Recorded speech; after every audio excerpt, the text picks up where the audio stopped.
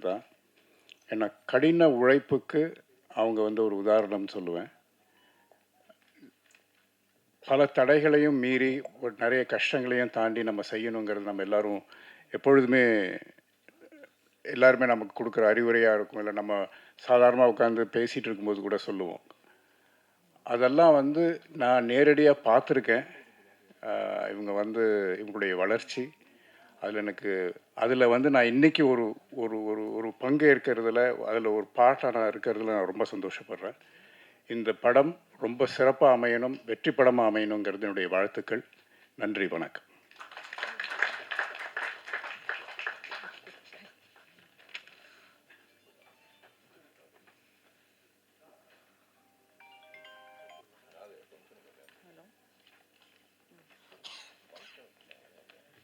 ஒரு சின்னது, நான் ஒரு ஏர்போர்ட் போக வேண்டியிருக்கு, அந்த அந்த அவசரத்தினால தான். அண்ட் வேறு எதுவும் தவறாக நினச்சிக்க வேண்டாம். தேங்க்யூ. பத்திரிகையாளர்கள், ஒளிப்பதிவாளர்கள் எல்லோருக்கும் என்னுடைய தாழ்வான வணக்கத்தை தெரிவித்துக் கொள்கிறேன். இந்த படம் என்ன சொல்கிறது, ஒரு சரியான நேரத்தில் ஒரு சரியான டைட்டில் வச்சுருக்காங்க, டிவிகே அப்படின்னு. ஸோ டிவிகே மாதிரி இதுவும் சக்ஸஸ்ஃபுல்லாக வரும்னு நினைக்கிறேன். அதுக்கு என்னுடைய மனமார்ந்த வாழ்த்துக்களை தெரிவிச்சுக்கிறேன். இந்த படத்தில் மலேசியாவிலேருந்து நம்முடைய இரத்த சொந்தங்கள் நிறைய பேர் வந்து பங்கேற்றிருக்காங்க. நிறைய பேர் நடிகர்களாக மாறியிருக்காங்க. அவங்க எல்லோருக்கும் என்னுடைய வாழ்த்துக்கள். அப்புறம் டிஎஸ்ஒய் அவர் இந்த படத்தில் நாயகனாக அறிமுகமாக இருக்கார். நிறைய ஹார்ட் ஒர்க் பண்ணியிருக்காருன்னு நினைக்கிறேன். நான் அவர் கூட கொஞ்சம் சீன்ஸ் தான் நடித்தேன். அப்புறம் அந்த படத்தை தயாரித்த மேக்னா மேடம், அந்த டைரக்ஷன் டீம் எல்லோருக்கும் என்னுடைய வாழ்த்துக்கள். ரொம்ப ஹார்ட் ஒர்க் பண்ணாங்க.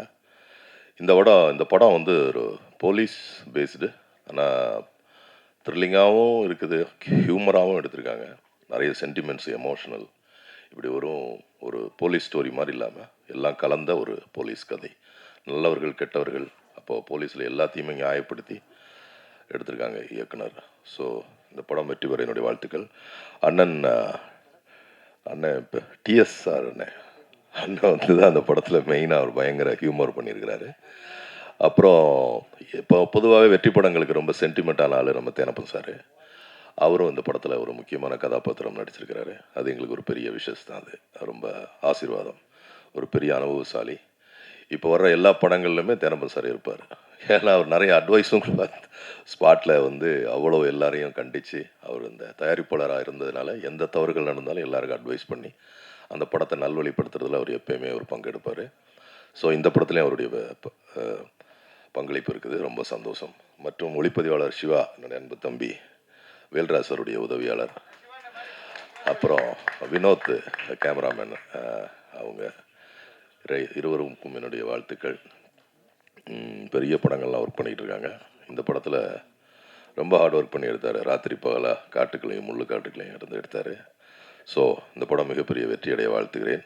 நிறைய ஆர்டிஸ்ட், எனக்கு பேர் தெரியல, ரம்யா, தீபிகா, அப்படி நிறைய பேர் நடிச்சிருக்காங்க. எல்லோருக்கும் என்னுடைய வாழ்த்துக்கள். எல்லோரும் நல்ல சிறந்த நடிகர்களாக வர என்னுடைய மனமார்ந்த வாழ்த்துக்கள். இந்த படம் உண்மையில் ஒரு பெரிய வித்தியாசமான படமாக இருக்கும்.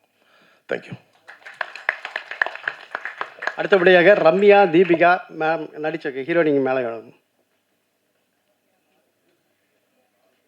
பேர். ரியா, தீபிகா ஆல்ரெடி இருக்காங்க. பாயல்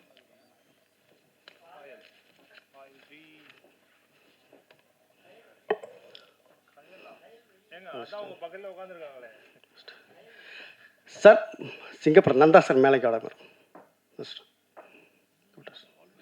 நந்து நந்து நந்து. அடுத்தபடியாக யாரோ 10 பேர் அடித்து டான் ஆனதில்லை, அடித்த 10 பேருமே டான் சொல்லுவாங்க. அதுக்கு நிகரானவர், மக்களுக்காக போராடி கொண்டிருப்பவர், அவர் தம் டான் அவர்களை அழைக்கிறோம் பேச.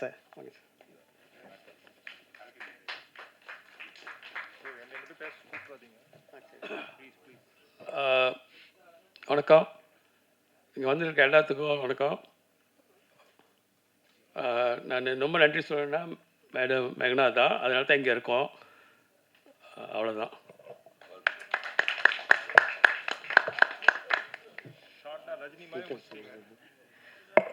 அடுத்தபடியாக நமது நாயகன் ஹீரோ யக்காயா அவர்களை பேச அழைக்கிறோம்.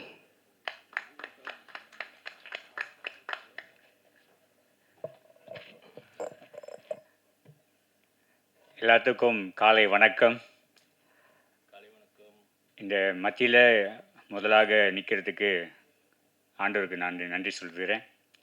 என்னோட சார்பில் இன்னைக்கு நம்ம மத்தியில் சிறப்பு விருந்தினராக வந்திருக்கிற தத்துஸ்ரீ எம் சரவணன் அவருக்காக ரொம்ப நன்றி. தத்தோ ஸ்ரீ சிரமம் பாராமல் நம்ம மத்தியில் இன்னைக்கு இந்த பூஜைக்கு வந்ததுக்காக ரொம்ப நன்றி. அடுத்ததாக பார்த்திங்கன்னா நம்ம ப்ரொடியூசர் டைரக்டர் மேடம் மெக்னா, அவங்க ஒரு முழு நம்பிக்கை வச்சு உங்களால் செய்ய முடியும் அப்படின்னு ஒரு நம்பிக்கை கொடுத்து இன்றைக்கி வந்து இந்த படத்தை வந்து ஒரு முழு எடுத்திருக்கேன்னா அது நிச்சயமாக அவங்களுக்கு நன்றி போய் சேரும். என்னோட நடித்த எல்லா சீனியர் ஆக்டர்ஸ் பார்த்திங்கன்னா டேனப்ப சார் ரொம்ப நன்றி உங்களோட அட்வைஸ். அதே மாதிரி ரமேஷ் சார், நிறையா நாங்கள் வந்து கேரவனில் உட்கார்ந்த போது இது நிறையா நம்ம வந்து பார்த்து பழகியிருக்கிறோம். ஒவ்வொரு சீனும் வந்து பார்த்திங்கன்னா அந்த அளவுக்கு த்ரில்லிங்கான ஒரு கதையில் வந்து செஞ்சுருக்குது காரணமே வந்து அவங்களோட அட்வைஸ் தான். அப்புறம் பார்த்திங்கன்னா cameraman mister Siva and Vinod, ஒவ்வொரு இதுவும் பார்த்திங்கன்னா ஷார்ட்டும் வந்து அந்த அளவுக்கு பர்ஃபெக்டாக இருக்கணும் அப்படின்னு சொல்லி எடுத்துருக்குறாங்க. அது மட்டும் இல்லை, எல்லா பெண்கள் எங்களோட இணைந்து ஆக்டிங் பண்ணதுக்காக ரொம்ப நன்றி. மலேசியா டீம் அஃப்கோர்ஸ் மறக்க முடியாது. நம்மளோட இணைஞ்சு அலெக்ஸ், சரவணன், நந்தா, ஸோ எல்லாம் எங்களோட ஆனந்த் வந்து பார்த்திங்கன்னா அவரும் வந்திருக்கிறாரு, இன்றைக்கி நம்மளோட இருக்கிறாரு. ஸோ இன்றைக்கி இது ஒரு பெரிய ஒரு சக்ஸஸ்னால் இது வந்து எல்லாத்தோட உழைப்புல தான் இது வந்து நடந்திருக்கு.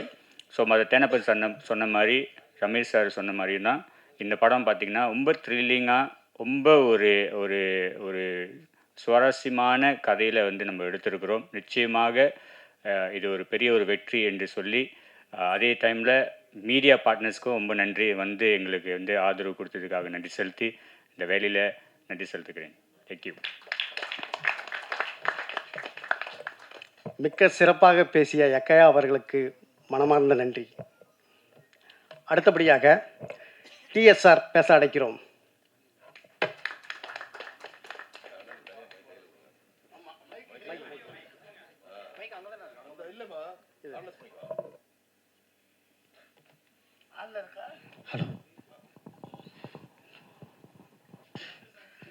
தேங்க்யூ.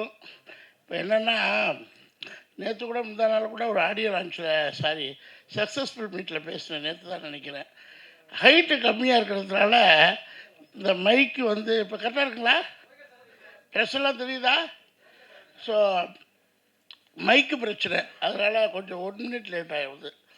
ஸோ தேங்க்யூ டத்தோ சரவண்ஜி. ஒரு மலேசியாவே இங்கே வந்த மாதிரி இருக்குது. தமிழ்நாடு மலேசியா போய் ஒரு ட்ரெண்டு, ஒரு ஹீரோ போனார், யார்? விஜய் சார் போனார்.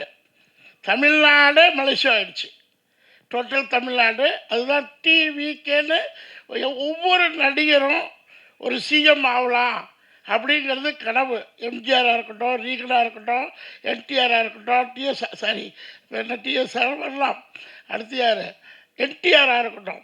ஸோ ஒவ்வொரு மனிதனும் நடிகருங்கிறது ஃபஸ்ட்டு பிளாட்ஃபார்ம், செகண்ட் சர்வீஸ். நடிகருங்கிற சர்வீஸ் வந்து வெளியில் யாருக்கும் தெரியாது. கை போகும், கால் போகும், இடுப்பு உடையும், கழுத்து உடையும். எனக்கு தெரிஞ்ச கொடூரமான ஒரு விஷயம் என்னென்னா, என் பீரியடில் மினிஸ்டர் ராஜாராம்னு ஒருத்தர் இருந்தார், எம்ஜிஆர் பீரியடில். எவ்வளோ பேருக்கு தெரியாது. அவரோட அண்ணன் பையனோ தம்பி பையனோ என்னுயிர் தோழர் பாபுன்னு ஒருத்தர் இருந்தார். அவரை செதுக்கியிருப்பார் பாரதி ராஜா. ஒரு அரசியல் படம்னா நான் பாரதி ராஜா சார் படத்தில் பார்த்தது என்னுயிர் தோழன் தான். இந்த ரியாலிட்டி அரசியல் அவ்வளோ பெரிய அந்த ஹீரோவோட பெரும்புள்ளி படத்தில் நான் சும்மா கிரௌட் ஆர்டிஸ்ட்டாக எட்டி பார்ப்பேன். விக்ரமன் படத்தில் அவ்வளோ இருக்குது, அவ்வளோ பெரிய மனிதன், நல்ல யங் ஸ்டாஃப், ஜென்வை அவர், அந்த காலத்து ஜென்வை. ஒரு கழுத்தில் அடிபட்டு அவருடைய லைஃபே ஸ்பாயில் ஆகிடுச்சு. ரொம்ப ட்ராஜடி. அதுதான் சினிமா. உங்களை வந்து ஒரே நைட்டில் உச்சத்துக்கு கொண்டு போயிடும். ஆனால் அதுக்கு பின்னாடி நீங்கள் பெயினை கொடுக்கணும். ஸோ எனக்கு அந்த மாதிரி வந்துருச்சு பெயின். சேதுபதி உச்சத்துக்கு வந்து நான் அதே 3 நாள் படம் ரிலீஸ் ஆகி எல்லா தேட்டர் ஹவுஸ்ஃபுல். ஒரு சின்ன படத்துக்கு போய் கால் ஒடிஞ்சு 1.5 வருஷம் நடிக்க முடியல. 16 படத்தில் என்னால் நடிக்க முடியல.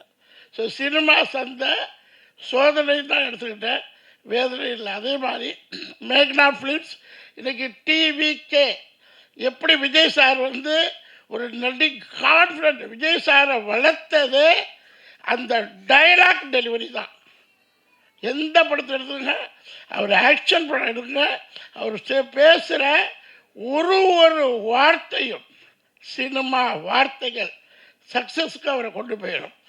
அதே மாதிரி கலைஞர் சார் பராசக்தியில் எழுதுகிற வார்த்தைகள் சிஎம்மாக உட்கார வச்சது. எத்தனையோ பேர் கலைஞர் சாருக்கு காம்படிஷன், அத்தனை மினிஸ்டர், பாரம்பரிய மினிஸ்டர், ட்ரெடிஷ்னல் பிளா பிளா பிளா பிளா பிளா. ஒரு கதை விமர்சனம் எழுதின கருணாநிதி சார் ஜெயிச்சார். அதே மாதிரி நான் கிட்டத்தட்ட எம்ஜிஆர் படம் வந்து பார்க்க மாட்டேன், சின்ன பிள்ளைகளை சிவாஜி சார் படம் தான் கூப்பிட்டு போவாங்க. இப்போ எம்ஜிஆர் படம்னாவே கொஞ்சம் பார்க்கலாமா வேண்டாமா, கொஞ்சம் நல்லாயிருக்கும். எம்ஜிஆரை போல ஒரு ரசனை வாழ்ந்த நடிகர் இன்னும் வரல. அதனால என் பேரை எம்ஜிஆர், என்டிஆர், டிஎஸ்ஆர். ரசனை வேணும். என்ன ரசனை? மக்கள் ரசனை. ஆண்களாக இருந்தாலும் சரி, பெண்களாக இருந்தாலும் சரி. எம்ஜிஆர் படகோட்டியில் பண்ணியிருப்பார் பாருங்க, அந்த மாதிரி ஒரு ரசனை.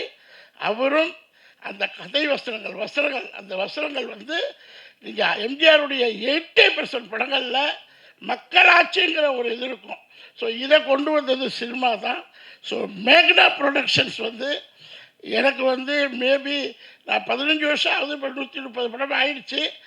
கலெக்டர், கமிஷனர், தாசில்தார், பிளா பிளா பிளா பிளா எல்லாமே டாமினேட்டிங் கேரக்டர்ஸ் அமையும் போது மேக்னா ப்ரொடக்ஷனில் நான் ஒரு விவசாயியாக பண்ணேன், விவசாயி ஃபஸ்ட்டு. அப்போ மேக்னா வந்து என்னுடைய டாக்டர், ஒரு ஓல்டு விவசாயி. 999 படம் பேர். அப்போ வந்து நான் யங்கு, அது சினிமாவுக்கு யங்கு. ஒரு 3 லட்சம் பேருக்கு வேலை கொடுத்துட்டு ஒரு 1000 கோடி அதிபர்களை மிரட்டுறது டான் இவர் தான்.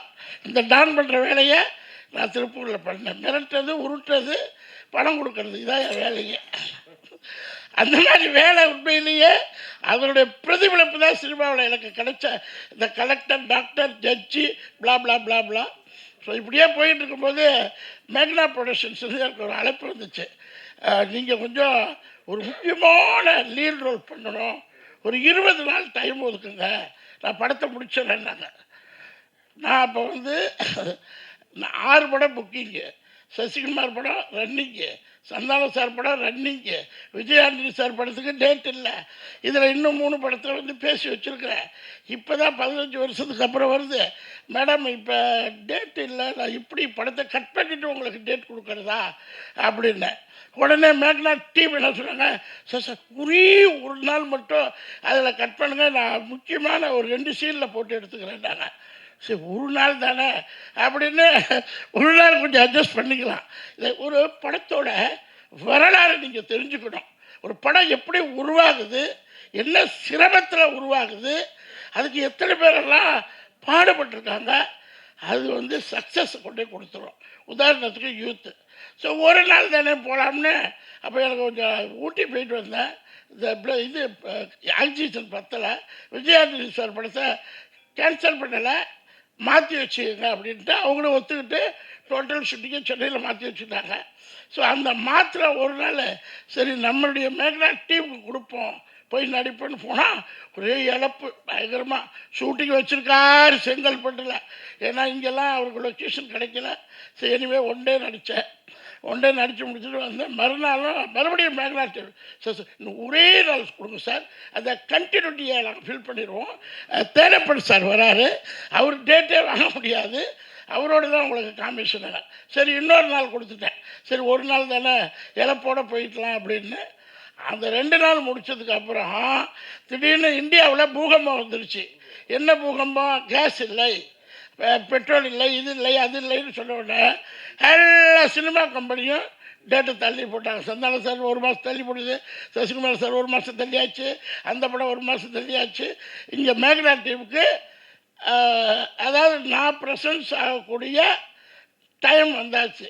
ஸோ அதனால் 7-8 நாள் 7-8 நாள் நடித்து கொடுத்தேன். பட் முழுசாக நடிக்கலை. ஏன்னா என் மைண்டு வந்து கொஞ்சம் ஹெல்த்து சேலஞ்சு அது வரும் சில நேரத்தில். அப்புறம் இந்த கேரக்டரை பற்றி சொல்லி ஆகணும். எனக்கு எப்போ பார்த்தாலும் சேதுபதி டைரக்டர் தான் போய் சாரும். இந்த பெருமையெல்லாம் சேதுபதி டைரக்டர் தான் பிளேயர்ஸ்லி போட்டவர். இப்போ இந்த படத்தில் பார்த்திங்கன்னா 6 அடி எல்லாம் இருப்பாங்க. எல்லாமே ஆக்டர்ஸ், மலேசியன் டீம். ஒருத்தர் 6 அடி, ஒருத்தர் 6 அடி, ஒருத்தர் டான், ஒருத்தர் பேரில் சிங்கப்பூர், அப்புறம் எல்லாம் ஹரி, எல்லாம் பார்த்தா 6.5. யார் அந்த படத்தோட ஒரு ஃப்ரேமும் அந்த Siva sir, credit goes to Siva sir. வந்தவுடனே நான் கேட்டேன் மேக்னாக்கிட்ட, மேக்னா இவ்வளோ பெரிய 6 அடி உயரம், 6 அடி உயரத்தை இன்டர்நேஷ்னல் பீப்புளை மலேசியா கொண்டு வந்து இறக்கிருக்கீங்களே, இதுக்கெல்லாம் யார் கேமரா டீம்னு யார் தெரியுமா? வேல்ராஜ் சாருடைய அசோசியேட்மா, நான் வேல்ராஜ் சாரோட நடித்து முடிச்சுட்டேன், யாருன்னு சொல்லுமா அப்படின்னேன். அவனே நான் கொண்டு போய் காரில் உட்கார வச்சுட்டாங்க. ஒரு மணி நேரம் நடிக்கலை. அப்புறம் நைஸாக நான் எந்திரிச்சு வந்து பார்த்தேன். இவர் நடிகராச்சே, இவர் எப்படி கேமரா பண்ணார் அப்படின்னா, இல்லை சார் அவரோட ஒர்க் பண்ணவங்கள்ட்ட ஃபோன் பண்ணி கேட்டேன், அவர் நடிக்கவும் செய்வார், இல்லைன்னா கேமராவும் பண்ணுவார், ரொம்ப த பெஸ்ட் அப்படின்னு என் ஃப்ரெண்டு அவரும் 10 கோடி ரூபாய் படம் பண்ணிக்கிட்டு இருக்காரு. ஸோ அப்படி ட்ராவல் பண்ண ஆரம்பித்தோம். அப்புறம் மேலாட்ட சொன்னேன், அம்மா அது போலீஸ் கேரக்டரு எனக்கு இது ஒத்துறாதுமா, பெல்ட்டு குத்தும், வயிறு வேறு தொப்பை, பெல்ட்டு குத்தும். இதில் நான் இருக்கிறதே 4 அடி, அதில் 1/2 அடி பெல்ட்டு வரும். அது இடுப்பில் குத்துடுச்சுன்னா டைலாக் வாயிலேருந்து வராது ஒன்று. அடுத்து ஷூ வந்துச்சுன்னா போட்டுட்டு போலீஸு, அது ஐஜி, கலெக்டர், இந்த மாதிரி பெரிய பதவிகள் கொடுத்தா உட்காந்துக்கிட்டே வாயடிச்சிட்டு வந்துடலாம் டைலாக் டெலிவரியில். ஆனால் இந்த ஓடணும் பாருங்க கான்ஸ்டபிள், இந்த ஓடுற கான்ஸ்டபிள் அந்த ஷூ தடுக்கி நான் குப்புற விழுந்துருவேன்னு ஒரு பயம். ஏற்கனவே காலை விழுந்தாச்சு. நிறைய ஆர்டிஸ்ட் வந்து அடி தடி போராடி போர்க்களம், சினிமாங்கிறது எவ்வளோ புகழ் வருதுன்னு நீங்கள் நினைக்கிறீங்களோ, பின்னாடி ஒரு போர்க்களம் இருக்குது. உழுந்து ஒரு படத்தில் மாட்டிக்கிட்டேன் தெரியாதனமாக போய், சார் போலீஸ் எல்லாம் வேண்டாம் சார், 30 நாள் போலீஸ் கிடைக்கும், ஜட்ஜு 1 நாள் தான் கிடைக்கும்பாங்க. பரவாயில்ல ஜட்ஜே கொடுங்க, எனக்கு போலீஸ் முக்கியம் இல்லை, உயிர் தான் முக்கியம் அப்படின்னு. அப்புறம் மேனேஜரை வந்து சொன்னேன், அம்மா எனக்கு பெல்ட்டு குத்தும், அப்புறம் நீ யூனிஃபார்ம்லாம் போட்டோம்னா எனக்கு அந்த ஷூவெல்லாம் பண்ண முடியாது, ஏன்னா மேலே யூனிஃபார்ம் போட்டு ஷூ போடலன்னு வச்சுக்க பிரச்சனை ஆகிடுமா, டிகினிட்டி பாதிக்கப்படும். நீ வேறு எல்லாம் 6 அடி ஃபாரினர்ஸாக போட்டிருக்கிற, ஃபாரினர்ஸில் தமிழ் என்ஆர்ஐஸாக போட்டிருக்கிற, இப்போ இவங்கள வச்சு எப்படி என்னை மேட்ச் பண்ண போகிறேன்னு. உடனே மேக்னா டீம் என்ன சொன்னாங்கன்னா, அண்ணே நீங்கள் பெல்ட்டு கட்ட வேண்டாம். ஓகே, அப்போ பாதி சந்தோஷம் வந்துச்சு. ஷூ அண்ணா நீங்கள் ஒரு பிளாக் ஷூ மட்டும் போட்டுக்கங்க. ஓகே, ஷர்ட்ஸ் எல்லாம் என்கிட்ட ஆல்ரெடி இருக்குது. இந்த ஆஃபீஸர்ஸ்க்காகவே நான் தான் சொன்னேனே, நான் இதுவரையிலும் சினிமாவில் சம்பாதிச்ச பணம் அதை விட 4 மடங்கு சினிமாவுக்கு மை ஓன் மணியில் ட்ரெஸ் எடுத்து வச்சுருக்கிறேன். என்னுடைய ஆமாம் ஓன் மணி. இதுவரை நான் 15 ஆண்டு காலங்கள் எவ்வளோ சம்பாதிச்சனோ அதை விட சினிமாவுக்காக மை ஓன் காஸ்டியூம் எடுப்பேன். ஏன்னா எனக்கு கொடுத்த கேரக்டர்ஸ் அப்படி, கலெக்டர், கமிஷனர், தாசில்தார், பிளா பிளா பிளா பிளா. அப்போ ட்ரெஸ் கோடு நானே எடுத்து வச்சுருக்கேன். கவரிங் நகை ஒரு 3 to 4 லட்ச ரூபாய்க்கு எடுத்துருவேன். என் ஒய்ஃபு அது எடுத்தால் எடுத்துங்க, தங்க நகை எடுக்கும்பாங்க. தங்க நகை எடுத்தால் ஒத்த செயின் இருக்குமா, இது இப்படி போடுறதுக்குள்ள சித்தாண்டிக்காக போக வேண்டாமா அப்படிமே. அதோட பெனிஃபிட்டெல்லாம் நான் அடைஞ்சிட்டேன். இந்த 130 படத்தில் எனக்கு கிடைச்ச அந்த பிராண்ட் வேல்யூ, நான் எடுத்த ட்ரெஸ்ஸை விட, காஸ்டியூமை விட, அசசரிஸை விட, விற்க விட 10,000 மடங்கு பேர் புகழ். இது சினிமாக்காரங்களுக்கு நான் ஹம்பிள் ரெக்வெஸ்ட்டாக வைக்கிறேன். சினிமா வந்து டாக்டரை விட, கலெக்டரை விட, கமிஷனரை விட, இன்னும் என்ன பதவி இருக்குது, கவர்மெண்ட் ப்ரொஃபஷனல்ஸை விட, பிஸ்னஸ்மேன் விட உங்களுக்கு இன்கம் கொடுக்கும். அதுக்கு நானே உதாரணம். ஸோ அப்படி தான் நான் இந்த படத்துலையும் ஒரு 15-20 காஸ்டியூம்ஸு. திடீர்னு செக்குடு சட்டை கேட்டார். செக்குடு போட்டால் ஹைட் வேணும், மறுபடியும் இவர் கேட்குறாங்களே மேக்னா டீம்னு என் ஒய்ஃபோட தகராறு பண்ணி எப்போயோ பெங்களூரில் 5000 ரூபா ஷர்ட்டு 500 ரூபாய்க்கு கிடைச்சா வாங்கி போட்டுருவேன். என்றைக்காவது சினிமாவுக்கு உதவும்னு சொல்லிட்டு 4 வருஷத்துக்கு முன்னாடி பெங்களூர் போய் வாங்கிட்டு வந்த ஷர்ட்டு மேக்னா டீம் இந்த டிவிகே படத்துக்கு தீவினை கண்டீர். டிவிகேங்கிறது இன்னைக்கு பிராண்டு. அது காரணம் விஜய் சார். அது அரசியல்ல. இது தீவினை கண்டி படத்தோட அர்த்தம் புரிஞ்சவங்களுக்கு, இது தீவினை கண்டவங்களுக்கு தமிழ் அர்த்தம் புரிஞ்சிருந்துச்சுன்னா இந்த படம் சக்ஸஸ். போலீஸ், இந்த படத்தோட உயிர் நாடியே ஒரு போலீஸ் தான். ஸோ அந்த போலீஸாக நடிக்கிறதுக்கு நாங்கள் சூப்பர் டீம் போனோம். அது சில கஷ்டங்களை துன்பங்கள் தேனம்பு சார்லாம் ரொம்ப மாபெரும் படங்களை நிறைய நான் பார்த்துருக்கேன். இவருடைய ஜூனியர்ஸ்லாம் என்கிட்ட ஒர்க் பண்ணியிருக்காங்க. அப்போ மேக்னா சொல்லிச்சு தேனம்பு சார் வராங்க. சரி, தேனம்பு சார்ட்ட நம்பி பழகிறது இல்லைன்னு வந்து உட்காந்த உடனே ஒரு 2 மினிட்ஸ் தான் இருக்கும்.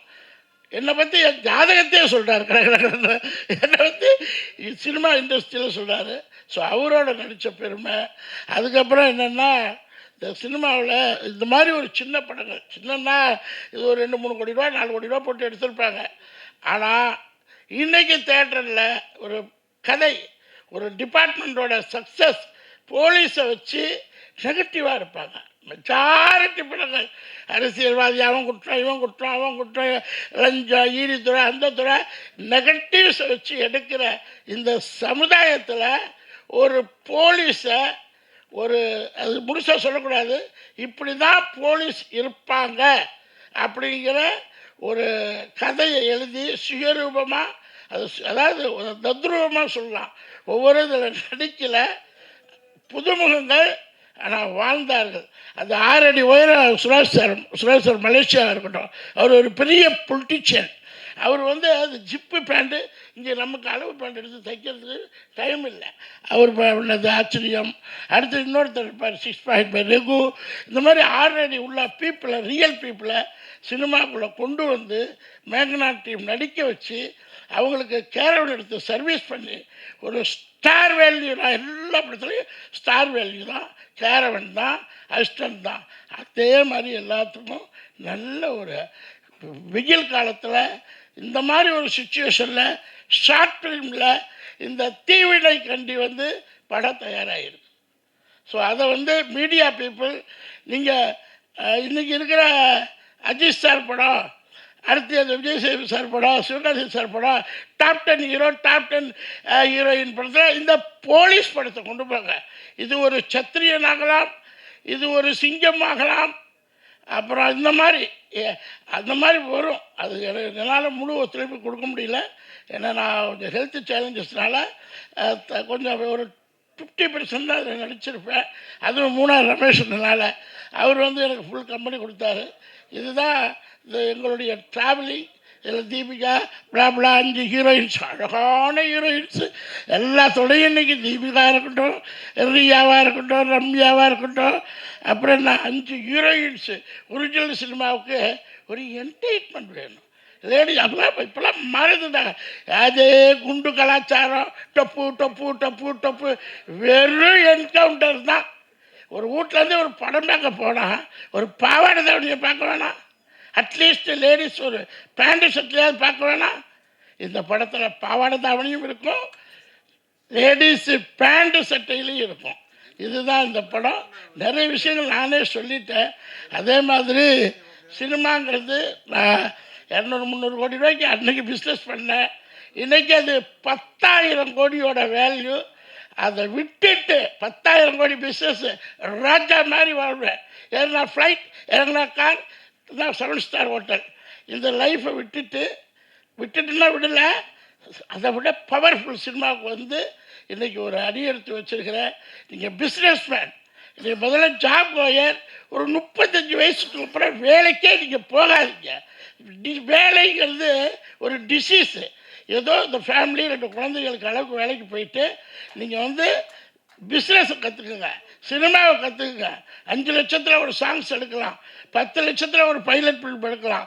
1 கோடியில் மேக்னா டீமோட டைப் பண்ணிக்கோங்க. 1 கோடி ரூபாயில் உங்களுக்கு படம் எடுத்து தருவாங்க. 1 கோடி ரூபா கொடுத்தீங்கன்னா மேக்னா டீம் படம் எடுத்து அதை ஒரு 3 கோடி ரூபா ப்ராஃபிட் பண்ணி கொடுப்பாங்க. அந்த அளவுக்கு கரைச்சி குடிச்சு வச்சுருக்காங்க மேக்னா டீம் சினிமாவை. 1 கோடி ரூபாங்கிறது ஒரு மேட்டே கிடையாது. மலேசியன் பீப்புள் நீங்கள் எல்லாம் கஷ்டப்படுறதாக சொன்னார். மேகனா மேடம் சொன்னிச்சு, எல்லாம் மலேசியா ஒன்றும் பெரியது இல்லைங்க, அவங்களும் நம்மள மாதிரி தான் கஷ்டப்படுறாங்கன்னா, கஷ்டம்லாம் கிடையாது. இந்தியா உங்களுக்கு, அது தமிழ்நாடு உங்களை ரெட் கார்பரேட் வச்சு வரவேற்கிறோம். நீங்கள் எல்லாம் வாங்க, சேர்ந்து பண்ணுவோம். மலேசியா ஒன்றும் அமெரிக்கா அங்கே இல்லை, இதோ இருக்குது, உள்ள கற்றுக்குங்க. இந்த மேகனா டீம் எனக்கு தெரிஞ்சு இப்போ 3வது படம் நான் நடிக்கிறேன். இன்னும் ஒரு 40-50 படம் பண்ணி, எப்படி லாங்குவேஜே தெரியாத ஆர்பி சௌத்ரி சார் வந்து தமிழ் சினிமாவில் 100 படம் எடுத்தார். Successful man. அவருக்கு லாங்குவேஜ் தெரியாது, தமிழ் தெரியாது, ஒன்லி மார்வாடி தான் தெரியும். அவருக்கு பணம் மட்டும்தான் தெரியும். சினிமாவில் பணத்தை மட்டும் வச்சுக்கிட்டு ஒன்றும் பண்ண முடியாது. 100 கோடி படம் இருந்தாலும் 3 டேஸில் வாஷ் அவுட் ஆகிடும் சினிமா. நினைச்சால், டைரக்டர் மனசு வச்சால் 100 கோடியை காட்ட முடியும், இல்லாட்டி 2 கோடியில் எடுக்க முடியும். அதை நீங்கள் தான் அலசி ஆராய்ஞ்சு இந்த கம்பெனி மேக்னா ஃபிலிம்ஸு, இன்னும் நிறைய பேர் சொல்ல விரும்பல, top 10 hero, top 10 hero, top 10 heroine, அவங்களும் ஃபேக்ட்ரி வச்சுருக்காங்க, ஃபிலிம் ஃபேக்ட்ரி. வாங்க, இந்த தொழில் வந்து ஒரு புண்ணியமான தொழில். இன்றைக்கி மேக்னா ஃபிலிம்ஸ் வந்து ஒரு 1000 பேருக்கு அன்னதானம் போட்டிருப்பாங்க. 3 வேளை சாப்பாடு, துணிமணி தானம், கர்மங்க. ஒரு சினிமா ஒவ்வொரு முதலாளியும் செய்யக்கூடிய கர்ம விட, துணி கொடுக்கறது, சோறு போடுறது, அழகுபடுத்துறது, இதெல்லாம் யார் செய்வா? எந்த துறையில் செய்கிறாங்க? 3 வேளை சோறை போட்டு யூனிஃபார்ம் போட்டு 15 மணி நேரம் நிற்க வைப்பாங்க. போய் பாருங்கள், கார்பரேட் கம்பெனியில் அட்டிமை மாதிரி வச்சுருப்பாங்க. சினிமா 12 மணி நேரம் வெயிலில் நின்றாலும் அந்த அவர் பாராட்டணும். ரொம்ப அவருக்கு ஒரு அப்ளாஸ் கொடுத்துருங்க. சுரேஷ் சார் எந்திரிங்க சார், கொஞ்சம் எந்திரிங்க. எனக்கு அப்படியே மனசை வருத்துச்சு. ஒரு பெரிய பொலிட்டீஷியனுங்க மலேசியாவில். எனக்கு 3 பொம்பளை பிள்ளைங்கிற நான் கேட்டேன், உங்கள் பையன் இருந்தால் எவ்வளோ பிடிச்சிருப்பான்னு. அவர் பையன் சொல்ல, எனக்கு 3 பொம்பளை பிள்ளைங்க, என்ன பிஸ்னஸ் பண்ணுறீங்க? Malaysian politician. சரி, அதுக்கு முன்னாடி நிறைய கதைகள்லாம் சொன்னார்.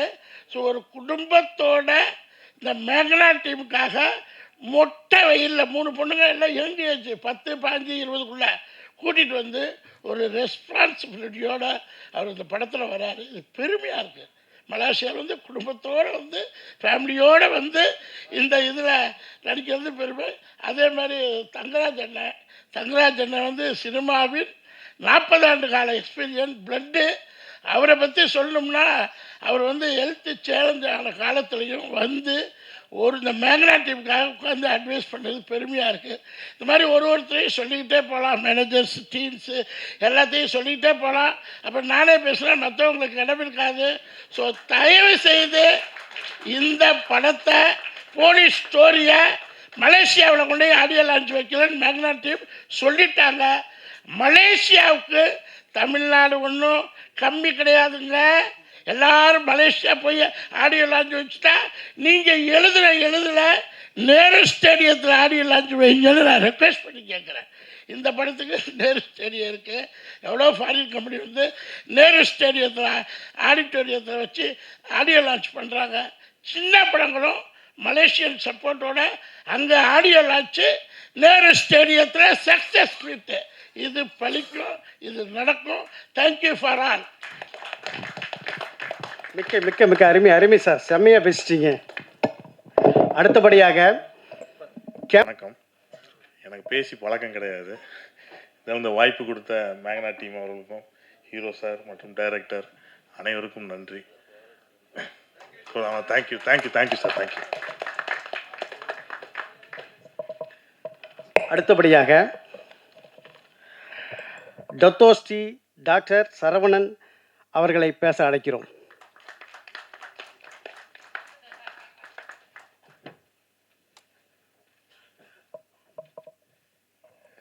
அனைவருக்கும் வணக்கம். இந்த சகோதரி மேகனா வந்து பல வருடங்களுக்கு முன்பு மலேசியாவில் வந்து ஒரு படம் வெளியீடு செஞ்சாங்க. அப்போ முதலாக என்ன அந்த படத்தை வந்து ப்ரீவியூக்கு அழைச்சிருந்தாங்க என்னுடைய தலைமையில். அதுக்கப்புறம் நான் போன மாதம் அங்கே இருக்கும்பொழுது, அடுத்து எப்போ வரீங்கன்னாங்க. நான் சொன்னேன் இந்த தேதியில் வரேன்னு. சரி, அன்றைக்கி எங்களுடைய பட பூஜை இருக்கு, வந்துருங்க அப்படின்னோடனே. ஆனால் அது வரைக்கும் எனக்கு தெரியாது இவ்வளோ மலேசியாக்காரங்களை இன்வால்வ் பண்ணியிருக்காங்க அப்படின்ட்டு. நான் நினச்சேன் தமிழ்நாட்டில் தான் முழுக்க நீங்கள் பண்ணீங்க. நான் இவ்வளோ மலேசிய கலைஞர்கள்லாம் இதில் ஈடுபட்டிருக்கிறது உண்மையிலே ஒரு மகிழ்ச்சி தருது. ஏன்னா இன்றைக்கி அவர் தேனப்பன் சாருக்கு தெரியும், ஒரு படத்தை முடிக்கிறதே ஒரு பெரிய வெற்றி. படம் எடுக்கிறது இல்லை, படம் எடுத்து தேட்டரில் ஓடி வெற்றி அடைகிறது ரெண்டாவது.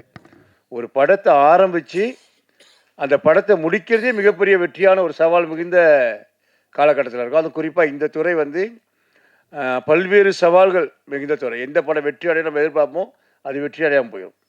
ஏதோ ஒரு சும்மா இந்த படம் சும்மா படம் தான், அது எங்கேயோ போய் நிற்கும். அந்த மாதிரி ஒரு ரசிகர்கள் வந்து கணிக்க முடியாத ஒரு துறை. அது குறிப்பாக ஒரு பெண் இருந்து அவர் சார் சொன்னது மாதிரி பலவிதமான சவால்களை தாண்டி இது போன்ற படங்களை கொடுப்பது வந்து ஒரு உண்மையிலேயே ஒரு பாராட்டக்கூடியது. அதுவும் இந்த நேரத்தில் நீங்கள் வந்து டிவிக்கேன்னு பேர் வச்சுருக்கிறீங்க.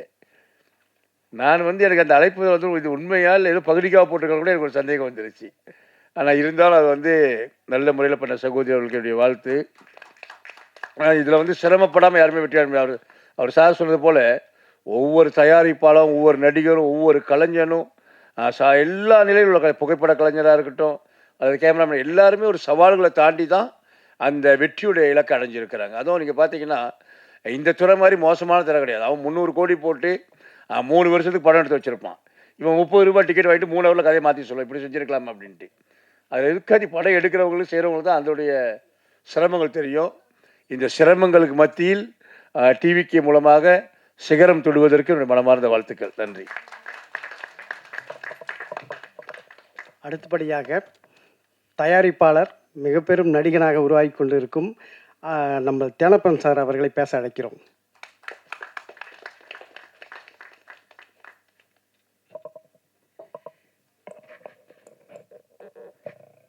டிவிக்கே தயாரித்து இந்த படத்தை வாழ்த்து வந்த அனைத்து நல்ல உள்ளங்களுக்கும் என்னோட மாலை வணக்கம். இப்போ டத்தோ சரவணன் சார் சொன்ன மாதிரி மேகனா எனக்கு ரொம்ப வருஷமான ஃப்ரெண்டு. நிச்சயமாக அவங்களுக்காக தான் அந்த படம் நடித்தேன். நடிக்கிறதுக்கு ஒரு சின்ன ஒரு கேரக்டர் பண்ணியிருக்கேன். இந்த படத்தில் ஒரு கேமராமேன் சிவா ஆகட்டும், ஒரு ஜெய்சன் ஆகட்டும், எல்லாருமே மிக சிறப்பாக பண்ணியிருக்காங்க. ஏன்னா இப்போ கொஞ்ச காலமாகவே நீங்கள் பார்த்தீங்கன்னா பெரிய படங்கள் பெருசாக போகல, சின்ன படங்கள் பெருசாக ஓடிட்டுருக்கு. இப்போ சிறை எடுத்துங்க, அதுக்கு முன்னாடி அந்த லாஸ்ட் இயரில் எல்லா பெரிய படத்தை அந்தளவு ஓடலை, சின்ன படங்கள் ரொம்ப பெருசாக ஓடுது. அந்த வகையில் இந்த படம் மிகப்பெரிய வெற்றி அடையும் என்று நம்புகிறேன்.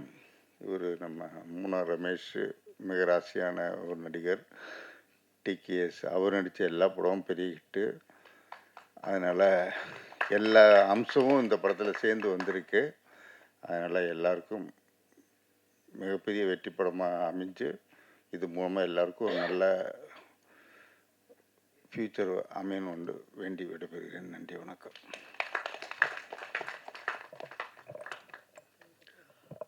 வந்து அனைவருக்கும் நன்றி உரை கூற மேக்னா மேடம் பேச அழைக்கிறோம். சுதா கொங்கரா, கார்த்திகா உதயநிதி, ஐஸ்வர்யா, காயத்ரி புஷ்கர், லக்ஷ்மி ராமகிருஷ்ணன், சௌந்தர்யா, ரஜினிகாந்த் இந்த பெண் இயக்குநர்கள் பட்டியலில் இடம் பிடித்துள்ளார் நம் மேக்னா. கலைத்துறையில் பல அவதாரங்களை கொண்டு கதாநாயகியாகவும், இசையமைப்பாளராகவும், தயாரிப்பாளராகவும் மற்றும் இயக்குநராகவும் இப்படி பல பரிமாணங்களில் சகலகலா வள்ளியாக பணியாற்றுகிறார்.